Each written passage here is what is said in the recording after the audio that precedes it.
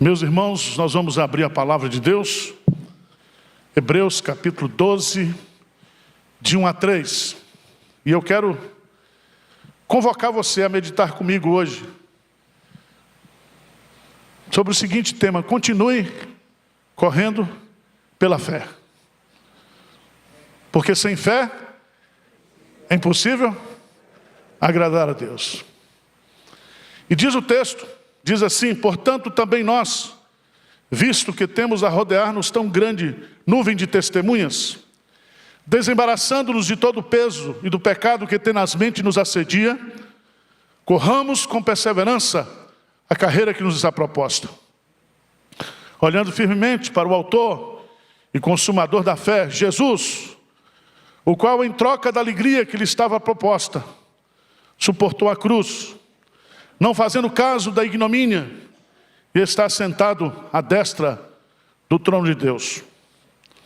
Considerai, pois, atentamente aquele que suportou tamanha oposição dos pecadores contra si mesmo, para que não vos fatigueis, desmaiando em vossa alma. Amém. Em 2010, nós mudamos aqui para esse prédio. Vendemos aquele terreno com o templo antigo, que ficava na Fernão Dias. O terreno todo tinha 630 metros quadrados. E nós viemos para esse terreno aqui, que na época, a Igreja Presbiteriana do Brasil nos cedeu em comodato, com a cláusula, para a gente construir esse templo.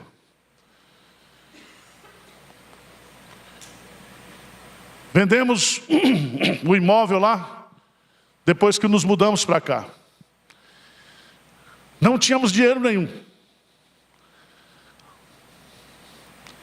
E Deus tem feito milagres pela fé na vida dessa igreja.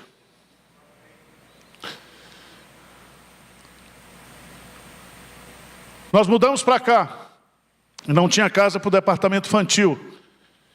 E o Milton, com o seu Aldo, e o Gesso Batega, eles compraram essa casa aqui do departamento infantil. Compraram o nome deles, financiaram para a gente pagar em 36 meses.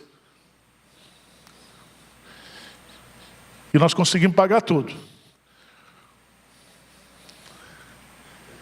Milton está agora, juntamente com o Gessé, homens que amavam essa igreja, eles estão assentados no estádio, vendo nós corrermos aqui. E tantos outros que ajudaram a gente aqui, que abençoaram a nossa vida. Irmãos, depois que nós mudamos para cá, nós já compramos 9 casas, que a preço de hoje seria 27 milhões de reais. E essa propriedade aqui vale mais de 40 milhões de reais. Essa propriedade aqui. Hoje nós somos cerca de 4 mil membros. Aproximadamente 2.500 membros na sede, incluindo maiores e menores, e 18 congregações. Nós plantamos mais de 50 igrejas nesses últimos 10 anos. Hoje nós somos a igreja local que mais contribui com o Supremo Concílio. A nossa junta missionária hoje, pela bondade de Deus, ela tem feito um trabalho que, se nós pegarmos o que está sendo feito de investimento, é maior do que a junta de missões nacionais. Deus tem feito milagres. Deus tem feito milagres. E a gente vê o mover de Deus por causa da visão. 70% do que nós arrecadamos aqui vai para a obra missionária. E aí você diz assim: pastor Arival, quanto é que o senhor ganha? Eu ganho o suficiente para viver sacrificialmente. Se minha mulher não trabalhasse, eu não fechava minhas contas. Porque a nossa motivação aqui não é dinheiro para pastor, é dinheiro para o reino de Deus. Nosso orçamento mensal em torno de 2 milhões de reais, todo mês. E nós não temos dinheiro aplicado, nós não temos nada, nós dependemos da oferta generosa de pessoas. Os pastores da igreja não movimentam, não pegam dinheiro. tem um conselho de finanças que cuida de todos os pagamentos e da administração da igreja. Hoje nós temos a junta missionária, a igreja, temos a editora Hebron, que vai muito bem, já está arrecadando mais de 100 mil reais por mês no faturamento. Nós temos o polo EAD, que se nós cremos que vai ser uma força para nós alavancarmos também recursos. Deus tem sido fiel.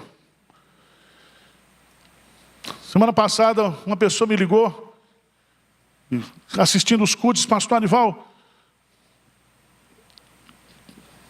como é que vocês dão conta de fazer tanta obra missionária? Falei, é pela fé, meu irmão. Ele diz, eu e minha esposa, nós oramos aqui, resolvemos fazer uma oferta. Nós não somos da igreja aí, nós somos de uma cidade longe e tal. Falei, pode fazer, meu irmão. Não se constranja, não se reprima. Ele depositou 620 mil reais na conta da igreja, da junta de missões.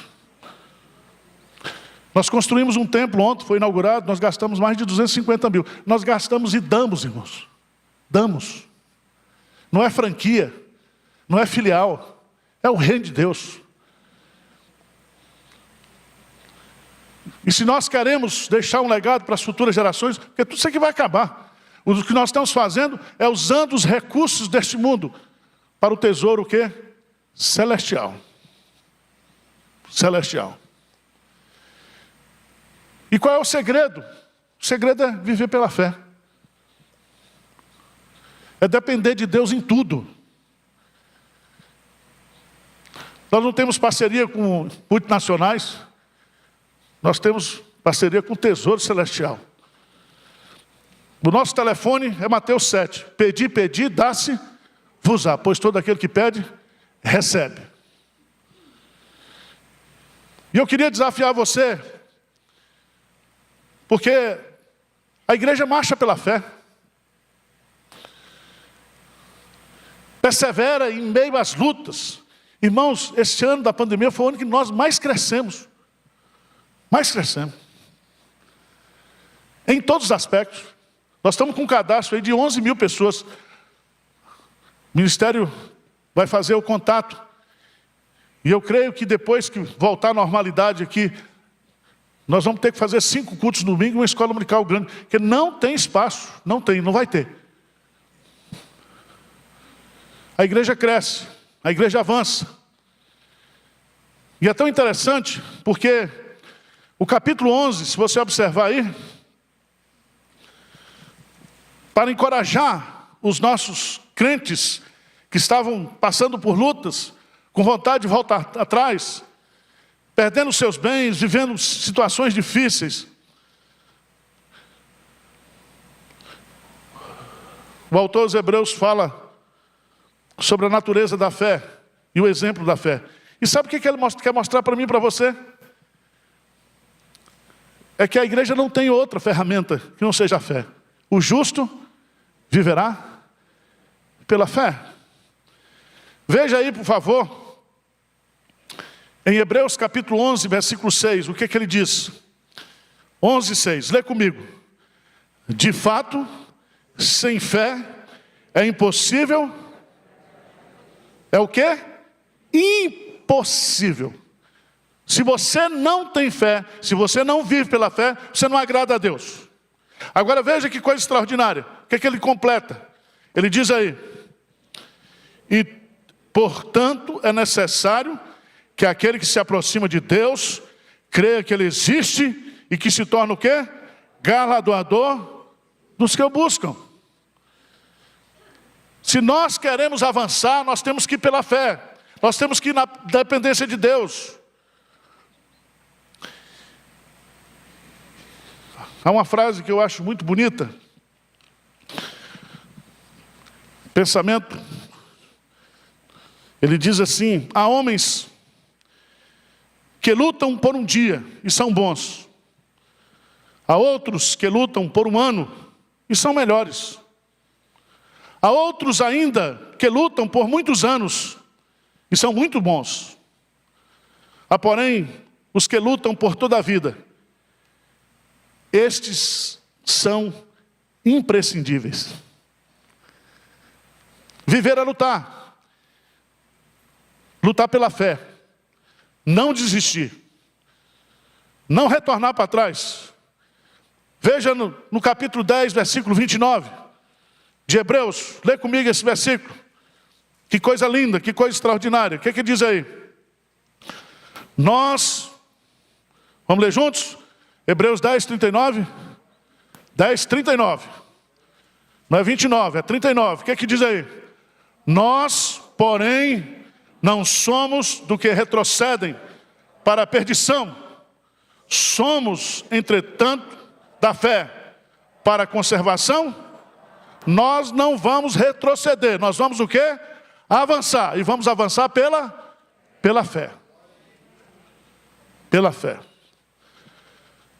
Agora vamos lá para o capítulo 12. Eu quero tirar lições aqui para nosso aniversário. 115 anos. E aqui nós temos algumas lições que são magníficas. O autor inicia dizendo, portanto. Se ele diz portanto, ele está fazendo uma conclusiva aqui. Irmãos, nós não precisamos de celebridade. Nós não precisamos de artistas. Nós precisamos de heróis. Nenhuma sociedade vive sem herói. A igreja, ela não pode viver sem os heróis. E o que é um herói? Um herói é um ser humano que faz coisas divinas. O que é que significa isso? Significa que a igreja, ela é constituída de heróis da fé. Homens frágeis, pessoas fracas, mas que por causa da fé, coisas extraordinárias o quê? Acontecem. É o mover de Deus, é o agir de Deus, é a soberania de Deus, é a onipotência de Deus, são os recursos de Deus sendo usados por esses que avançam pela fé. E ele vai usar uma figura muito interessante aqui. Ele diz, portanto, também vós, visto que temos a rodear-nos tão grande nuvem de testemunhas. A ideia de um estádio olímpico. E esse estádio está cheio de testemunhas. E essas testemunhas que estão assentados nas arquibancadas são os heróis da fé. São aqueles que completaram a carreira e estão ali nos incentivando, nos encorajando, porque nós estamos numa corrida. E veja no texto, ele diz, portanto também nós, vistos que temos a rodear-nos tão grande nuvem de testemunhas, desembaraçando de todo o pecado que tenazmente nos assedia, corramos com perseverança a carreira que nos está proposta. Grife essa palavra carreira que nos está proposta. O que significa isso? Significa que eu estou no estádio da vida, eu estou no estádio da história, eu estou na arena da existência, participando de uma grande competição. Tem muita gente contra nós, mas nós temos aqueles que nos inspiram, que são os heróis da fé. Essa carreira, ela não pode ser corrida de qualquer jeito, porque essa carreira nos foi proposta. Não foi eu que propus essa carreira, ela nos foi proposta. E essa carreira significa uma competição. A palavra carreira significa uma prova rigorosa de resistência. O autor é como se ele gritasse aqui: não parem, não parem, não desistam, continue. Eu não sou espírita, nós não somos espírita, mas eu posso ouvir o Milton dizendo: pastor, vai firme. Jessé dizendo: vai, pastor. E aqueles irmãos nossos que estão como heróis da fé dizendo: nós vencemos e vocês vão vencer. Nós concretizamos e vocês concretizarão. Não desistam, continue correndo. E nós vamos para cima. E nós vamos para frente, correndo pela fé, correndo a carreira que nos está proposta. correndo segundo as regras de Deus, correndo o percurso que Deus nos deu para percorrer, correndo guardando as regras. Nenhum atleta compete de qualquer maneira, ele segue as regras da competição, senão ele é desclassificado.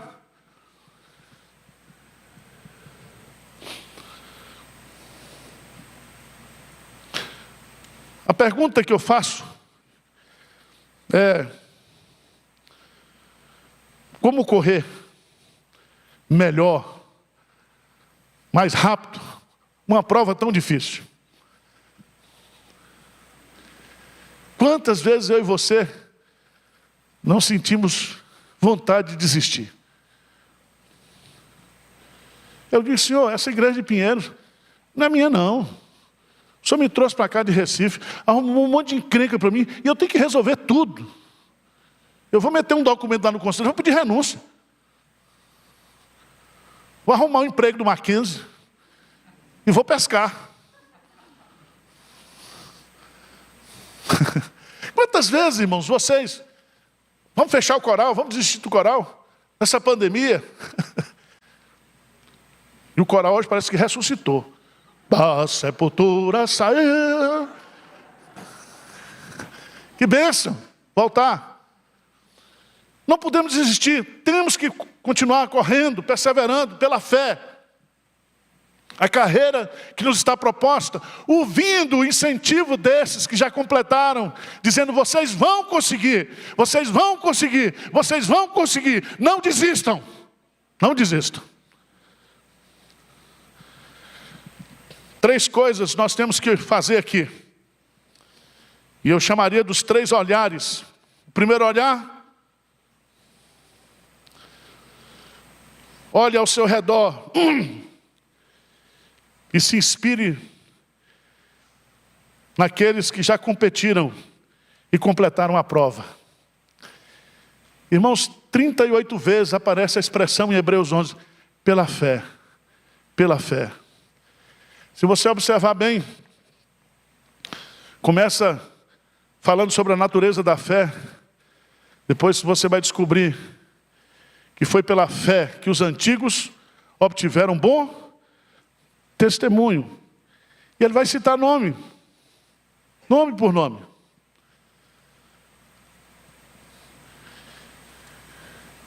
Porque na igreja a gente tem uma mania de olhar para quem não presta, de olhar para as coisas erradas. E aqui o autor está dizendo: para que eu complete essa carreira, para que eu não desista, há uma grande multidão. Veja que ele diz aí: a rodear-nos tão grande nuvem de testemunhas. O que uma testemunha faz? Ela declara aquilo que ela viu, aquilo que ela ouviu, aquilo que foi feito. Essas testemunhas são todos esses heróis da fé que estão relacionados aqui no capítulo 11. Olhemos para eles. Olhemos para Abraão, que creu contra a esperança. Olhemos para Jacó, para Isaac. Olhemos para os profetas, olhemos para os homens de Deus. Todos esses venceram pela fé. E eles torcem por nós, eles são fontes de inspiração, eles são os nossos heróis, os nossos heróis.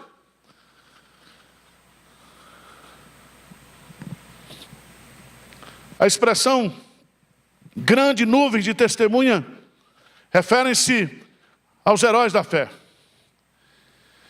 O que eles fazem?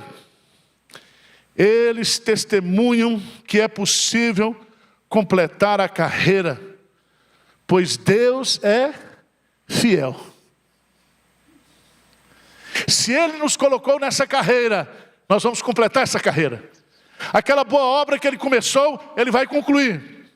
As boas obras que Ele predestinou para que andássemos nelas, nós vamos realizá-las, porque Ele é fiel.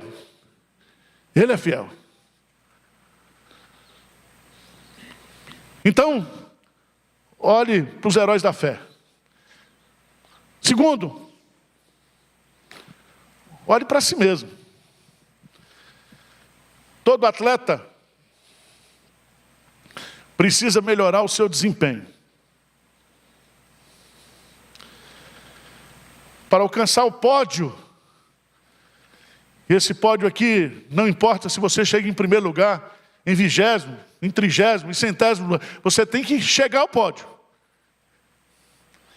Mesmo que você chegue arrastando, mas você tem que chegar. E é tão bonito isso, porque o cristão, eu e você, nós precisamos nos desembaraçar de todo o peso que o impede, ou que nos impede de correr com desenvoltura. Todo atleta, quando vai correr, se é uma corrida de rua, se é uma maratona, ele tem o tênis adequado, a meia adequada, a roupa adequada, e ele vai carregando o menor peso que é possível.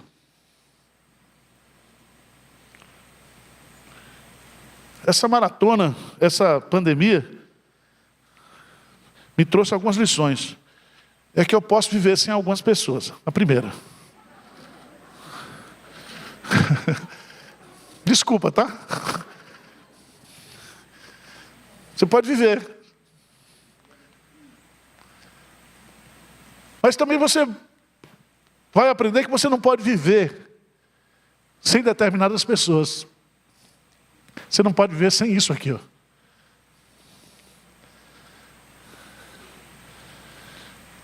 Você vai aprender a valorizar as pequenas coisas. Aí na padaria, sem máscara, sentar e dizer, eu quero um pão com 2 ovos e uma xícara de café com leite. E a gente vai descobrindo na vida que nós precisamos o quê? Nos desembaraçar. Tem crente que só vive embaraçado. Então preste atenção, ele está dizendo aqui, se você é um atleta, para você correr com desenvoltura, se livre de um monte de coisa.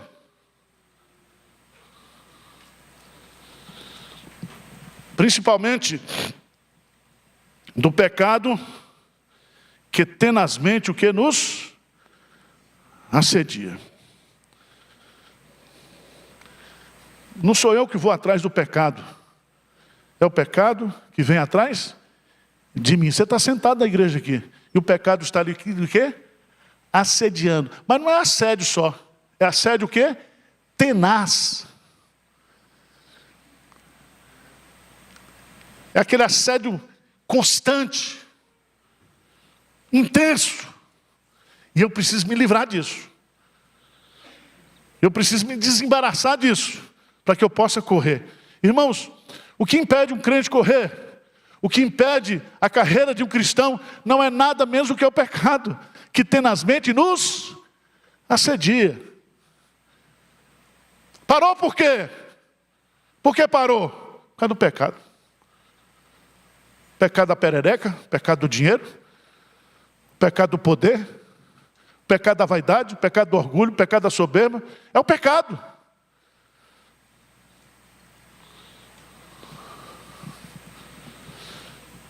Terceiro lugar.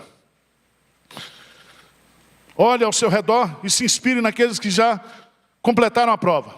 Olhe para si mesmo e se livre, se desembarace. Desembarace a sua vida, meu irmão, do pecado. Terceira coisa. Olha para Jesus. Olha para Jesus. Ele diz assim, versículo 2, o que é que diz aí? Lê comigo. Olhando firmemente para o autor e consumador da fé, o qual, em troca da alegria que lhe estava proposta, suportou a cruz, não fazendo caso da ignomínia, está sentado à destra do trono de Deus. Olhe para frente, olhe para cima, olhe para Jesus. Para correr, é preciso olhar. E ele diz, olhar firmemente.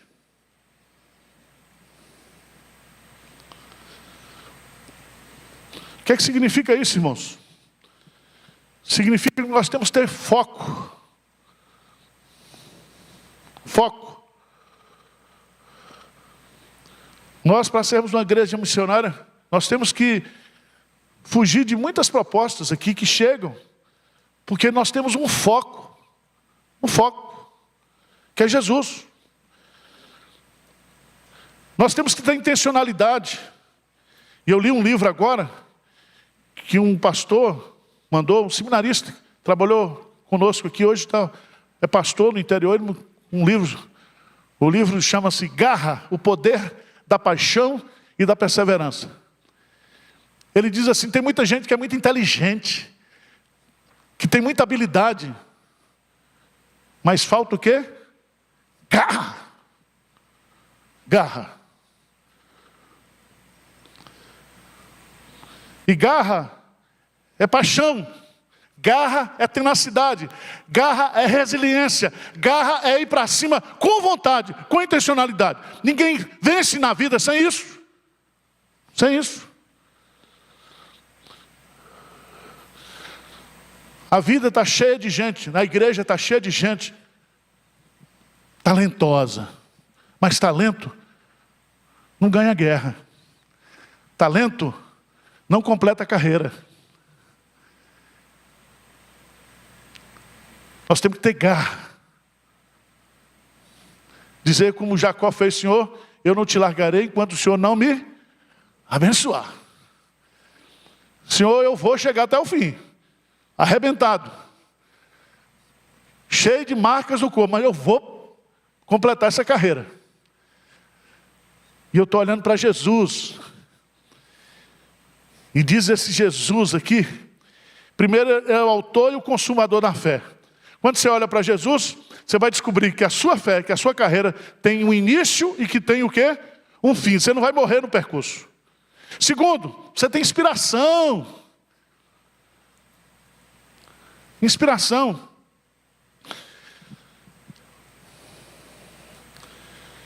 Veja que existe aqui uma lei da compensação, o qual, em troca da alegria que lhe estava proposta.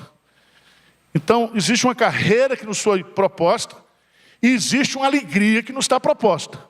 Uma alegria indizível, uma alegria eterna que nos está proposta. E por causa dessa alegria que lhe estava proposta, suportou a cruz, suportou a dor, suportou o escárnio, não fazendo caso da ignomínia, desprezou aqueles que criticam. Meu irmão, se nós aqui em Pinheiros fôssemos ouvir as críticas que nós recebemos aqui, nós já teríamos parado.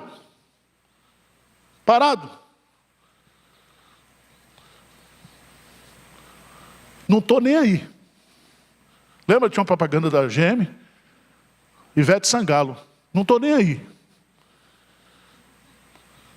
Sabe por quê? Porque o que nós temos proposto lá adiante é muito maior. Muito maior. E aí ele diz que ele não fez caso da ignomínia e agora está sentado à destra do trono de Deus. Isaías 53 diz, ele viu o penoso trabalho da sua alma e ficou o quê? Satisfeito.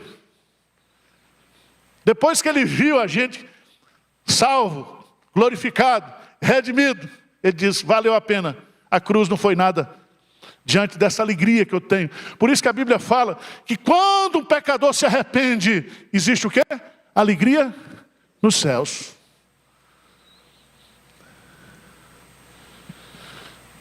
Eu quero encerrar dizendo, considerai, pois, atentamente aquele que suportou tamanha oposição dos pecadores contra si mesmo, para que não vos fatigueis, desmaiando em vossa alma. Eu gosto disso aqui, porque diz, considerai, pois, atentamente. É você olhar para Jesus e ver os detalhes daquilo que Jesus sofreu para conseguir.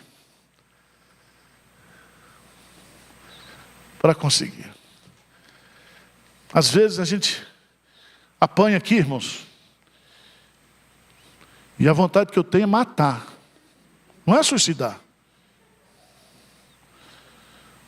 Aí eu olho para Jesus, e olho para a cruz, e aí Jesus diz, Arival, você já está morto. Você já morreu. Você é uma nova criatura.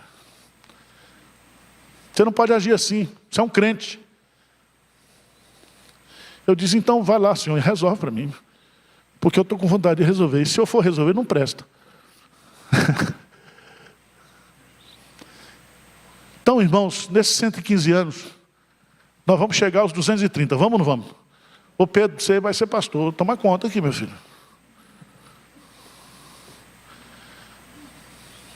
O que vai ser dessa igreja mais alguns anos adiante? Os nossos filhos, os nossos netos. Eu creio que Deus tem um projeto grandioso para essa igreja. Mas é preciso que nós corramos. Que nós não desistamos. Que nós corramos pela fé. Amém, irmãos?